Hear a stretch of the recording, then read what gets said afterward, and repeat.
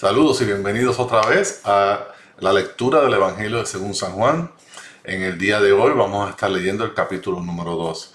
Espero hayan podido releer otra vez el capítulo número 1, meditar en las verdades que Dios nos da a través de esta palabra, ¿no? Aprendimos que Jesús es el Hijo de Dios, que Jesús es Dios y que ahora Él viene a darnos vida eterna y a que podamos ser bautizados no solamente en agua para arrepentimiento, como hacía Juan el Bautista, pero sino en el Espíritu para nueva vida eterna en Cristo Jesús. Ahora el día de hoy vamos a leer el capítulo 2. Aquí vamos a empezar a ver unas cosas muy interesantes que suceden en la vida de Jesús y cómo declaran que Él es verdaderamente quien dice ser. Vamos a comenzar como siempre con una oración y empezamos a la lectura de la palabra. Padre, en esta mañana, este día, Señor, te damos gracias. Te damos gracias porque nos podemos sentar a estudiar tu palabra. Y te pedimos, Señor, que sea tu Espíritu Santo obrando en cada uno de nosotros en este día, para que podamos entender lo que tú quieres decir a través de tu palabra, que podamos entender lo que el apóstol Juan escribió en este capítulo número 2, y que sea de revelación para nosotros y para tu gloria. En el nombre de Jesús pedimos estas cosas. Amén. Bueno, comenzamos con el versículo número 1 del capítulo 2. Este tema, esta sección se llama la boda de Caná. Y es muy interesante porque ya Jesús empieza su ministerio, ¿no? Y va a estar, una de las primeras cosas que hace es asistir a una boda junto a sus discípulos y su madre. Y dice así: al tercer día se celebró una boda en Caná de Galilea, y estaba allí la madre de Jesús, y también Jesús fue invitado a la boda con sus discípulos. Cuando se acabó el vino, la madre de Jesús le dijo, ¿no tienen vino? Y Jesús le dijo, mujer, ¿qué nos interesa esto a ti y a mí? Todavía no ha llegado mi hora. Su madre dijo a los que servían, hagan todo lo que Él les diga. Aquí vemos que están en esta fiesta, ¿no? Una fiesta, están de invitados en esta fiesta donde ellos conocen a los novios, la novia, la familia, las amistades, están todos ahí. Y se acaba el vino en la boda de esta persona. Esto es una humillación para la familia, especialmente del novio, ¿no? Que el vino no fue suficiente para los invitados. Y María, la madre de Jesús, se da cuenta y pone a Jesús en una situación muy interesante porque su hora no había llegado a hacer milagros, no había llegado de presentarse como el Mesías, estas cosas que declaran que Él es quien dice ser. Pero su madre, ¿qué hace? Le dice a los sirvientes, hagan lo que mi hijo les va a decir. En otras palabras, Jesús honra a su madre de esta forma, en que aunque no era el tiempo indicado para comenzar, Él va a hacer un milagro ahora, ¿no? Diciéndole unas instrucciones a estos siervos, a estos sirvientes, basado en el comentario de su mamá. Seguimos en el versículo 6. Y había allí 6 tinajas de piedra puestas para ser usadas en el rito de la purificación de los judíos. En cada una cabían 2 o 3 cántaros. Jesús les dijo, llenen de agua las tinajas, y las llenaron hasta el borde. Entonces les dijo, saquen ahora un poco y llénenlo y llévenlo al mayordomo. Y se lo llevaron. El mayordomo probó el agua convertida en vino, sin saber de dónde era, pero los que servían, que habían sacado el agua, lo sabían. Entonces el mayordomo llamó al novio y le dijo, todo hombre sirve primero el vino bueno, y cuando ya han tomado bastante, entonces el inferior. Pero tú has guardado hasta ahora el vino bueno. Vemos que Jesús está haciendo aquí un milagro de transformación. Tienen estas tinajas, esos cántaros de agua que eran grandes, de pura piedra, y eso eran unas tinajas, unos cántaros de agua para el rito de purificación, ¿no? Pero Jesús les dice, ok, hay varios cántaros que sirven para llenarse de agua, llénenlos con agua hasta el tope y saquen un poco de agua y llévensela al mayordomo, ¿no? Al que estaba encargado del banquete. Y esto sirve de testimonio porque no solamente María y los discípulos de Jesús saben lo que está sucediendo, sino que ahora los siervos, los sirvientes, se están dando cuenta, hey, nosotros mismos echamos el agua, nosotros mismos sacamos el agua y se la ponemos ahora en las manos del mayordomo, y no hace más que el mayordomo probar ese líquido, él se da cuenta, wow, esto es vino. Y no solamente cualquier vino, es el mejor vino. Pues claro, es el mejor vino porque lo hizo Jesucristo. Y lo que hace Jesús es perfecto. No hace nada a medias. Y por eso es que él dice ese comentario. Normalmente en las bodas, para no gastar mucho dinero o para ahorrarse un poco de dinero, pues tú sacas el vino bueno adelante. Y una vez la gente ya ha tomado bastante vino, que empiezan un poquito a perder un poquito el juicio, pues entonces tú le das vino más barato y no se dan cuenta. Pero en este caso, ahora el vino mejor es el vino que ha hecho Jesucristo. Y es el vino que surge, no que se haya comprado, sino que surge de un milagro de transformación que Jesucristo inició. Entonces, en el versículo 11 y 12 terminamos este pasaje de las bodas de Caná. Dice, este principio de sus señales hizo Jesús en Caná de Galilea y manifestó su gloria y sus discípulos creyeron en él. Después de esto, Jesús bajó a Capernaum con su madre, sus hermanos, sus discípulos, pero no se quedaron allí muchos días. Aquí en estos últimos dos versículos hay varias cosas que son importantes notar. Número uno, dice Juan que este fue el comienzo de las señales de Jesús, porque obviamente había hecho algo increíble. Había convertido agua en vino. Y no solamente vino, en vino bueno, de calidad. Y eso hizo que sus discípulos y las personas creyeran quien dice que es Él, ¿no? Porque Él dice, yo soy el Hijo de Dios, yo soy el Mesías, yo soy el que he venido a traerle las buenas nuevas del Evangelio, del reino de los cielos. Pero esas palabras no están vacías porque vienen acompañadas ahora de este milagro, vienen acompañadas ahora de milagro, aparte de lo que vimos ya cuando Cristo se bautizó, ¿no? Que vimos la paloma, que es el Espíritu Santo, descender sobre Jesús, posar sobre Jesús, cumplirse la profecía que Juan declara, este es el Cordero de Dios que quita el pecado del mundo. Y ahora vemos que hace más milagros.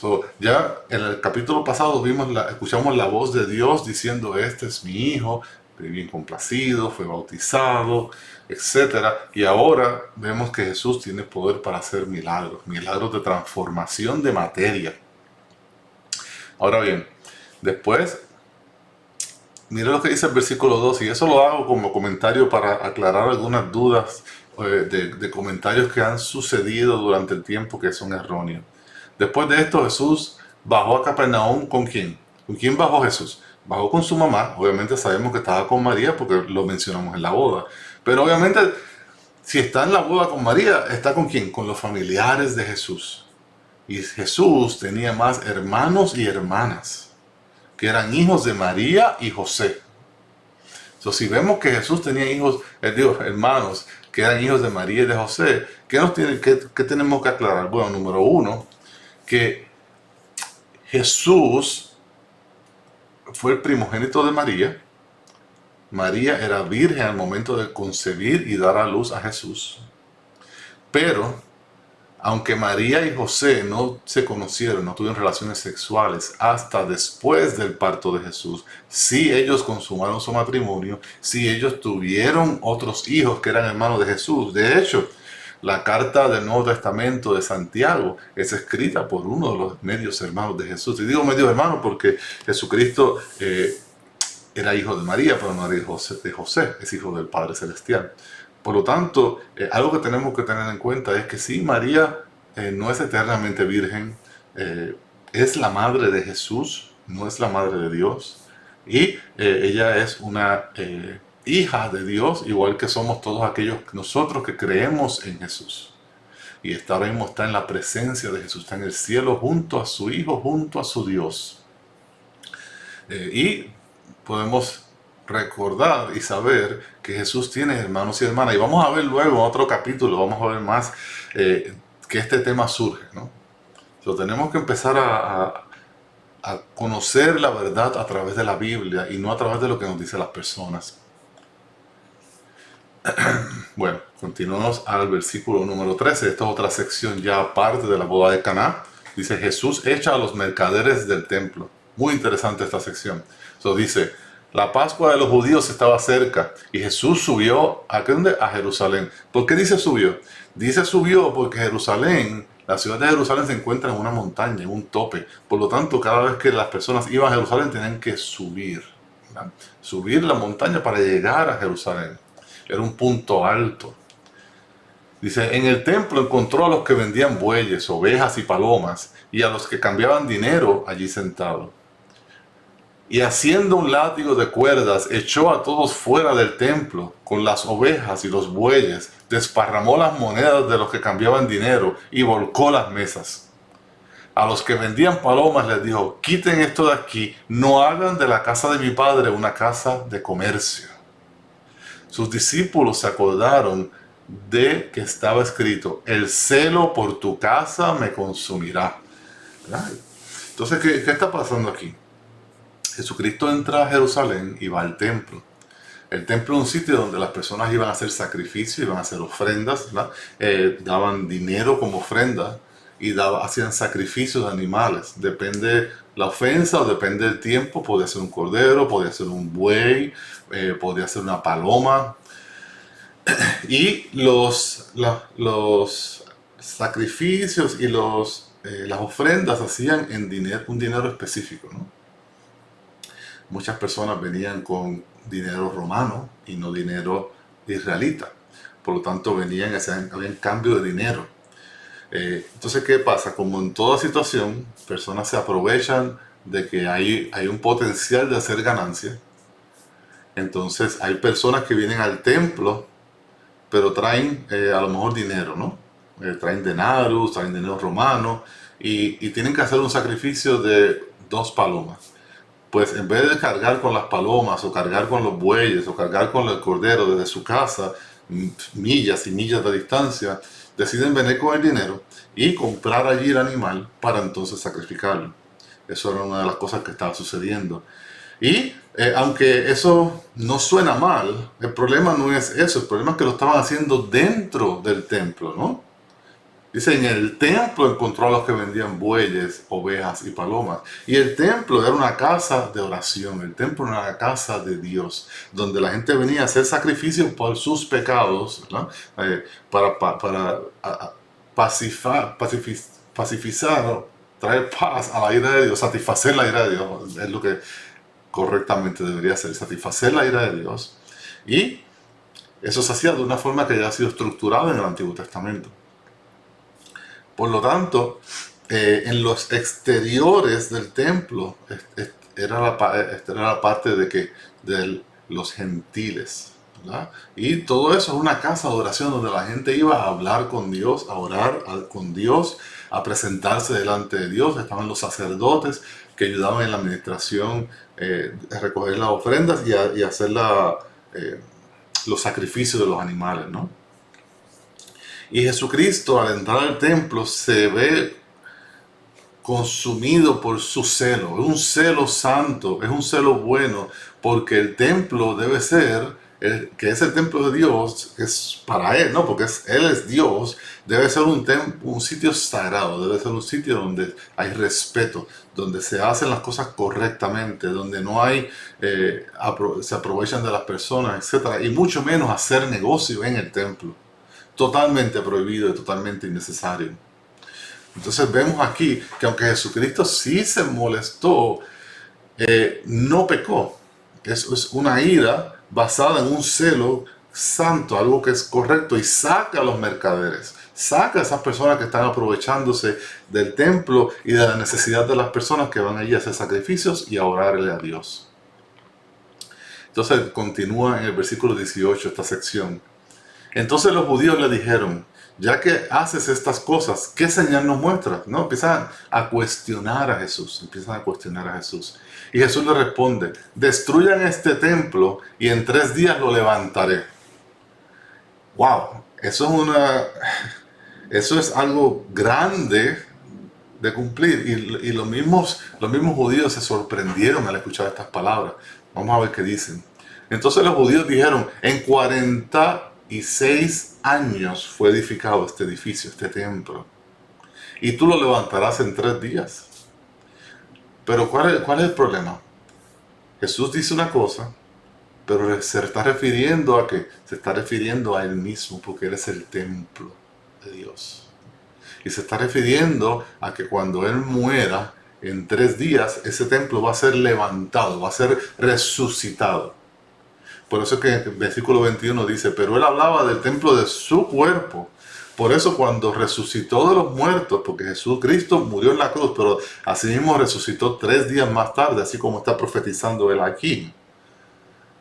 Cuando resucitó de los muertos, sus discípulos se acordaron de que había dicho esto en el templo, ¿no? Y creyeron la escritura y en la palabra que Jesús había hablado. ¡Wow! Jesucristo desde el principio está diciendo, yo vine a dar mi vida por el pueblo. Yo vine y voy a morir. Y Él sabía cómo iba a morir. Él sabía todo lo que iba a pasar al pie de la letra.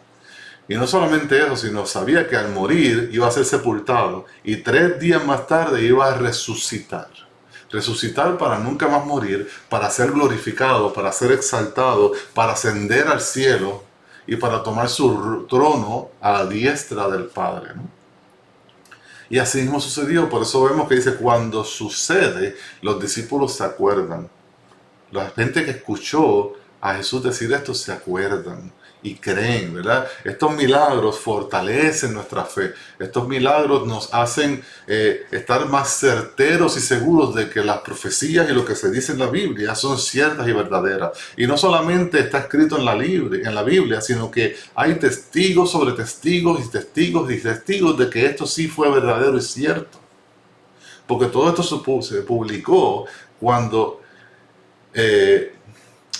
estas personas que fueron testigos de estos eventos estaban vivos. Pudieron refutarlo, pudieron decir que es mentira y no lo hicieron.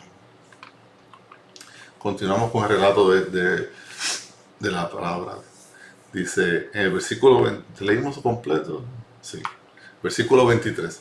Cuando Jesús estaba en Jerusalén durante la fiesta de la Pascua, muchos creyeron en su nombre al ver las señales que hacía, ¿no?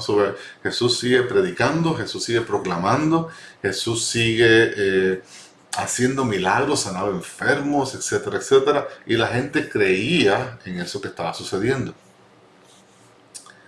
Pero Jesús, en cambio, no se confiaba en ellos porque los conocía a todos y no tenía necesidad de que nadie le diera testimonio del hombre, porque Él conocía lo que había en el interior del hombre. Lo que hay en el interior del hombre, lo que hay en el interior de nosotros, no es bueno. Esta mentira que el diablo ha hecho, o ha creado, o ha esparcido, de que el ser humano, si el ser humano él no es perfecto, puede ser que hayan 2 o 3 ovejas perdidas, o cometemos errores, pero bien profundo, bien profundo, todos somos buenos en lo más profundo. Jesucristo, Dios nos dice totalmente lo contrario. Jesucristo nos dice que Él conocía lo que hay dentro. Y estas mismas personas que lo reciben como el Mesías, lo reciben como Rey, y vamos a ver esto más al final del libro, son los mismos que van a decir crucifícalo, entrégalo, mátalo, que su sangre caiga sobre nosotros y nuestros hijos y nuestros nietos. Deciden liberar a Barrabás, a un asesino, un criminal, y matar a Jesucristo, que es un inocente. Y tenemos que tener en mente que nosotros somos pecadores de nacimiento. Nuestra naturaleza con la que nacemos, que es una naturaleza que heredamos de Adán, es pecadora, es malvada.